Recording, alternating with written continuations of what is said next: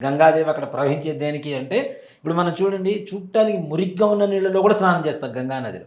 అవును. చేస్తూ అవునా? ఉంటారు అక్కడ. చేస్తూనే ఉంటారు. హ్మ్. నిజంగా మాట చెప్పండి కొన్ని కొన్ని శవాలు కూడాను సగం కాలిన తర్వాత తీసేసి పడేస్తుంటారు ఆ! బిజీగా ఉంటే అవును. సమయంలో. అక్కడికసలు ఖాళీనే ఉండదు. ఖాళీ ఉండదు. ఎప్పుడు రావణ ఎప్పుడు కాష్టం అంటారు దాన్ని. 24 గంటలు జరుగుతూనే కాలుతూనే ఉంటది. ఉంటాయి.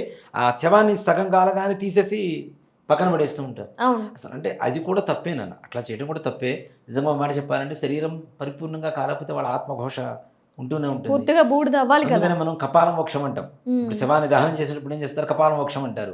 కపాల మోక్షం అంటే మనం శరీరం తగలబెట్టడం మొదలుపెట్టిన తర్వాత ఇక్కడ ఠప్ సౌండ్ వస్తుంది అవును. కాలేటప్పుడు. ఇదంతా విడిపోతుందంటారు. ఇక్కడొస్తుంది ముఖ్యంగా.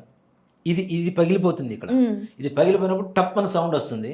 ఆ సౌండ్ వచ్చిన తర్వాతనే ఆ తలకొరువు పెట్టినటువంటి కొడుకు అక్కడి నుంచి వెళ్ళిపోయి స్నానం చేయాలి. హ్మ్.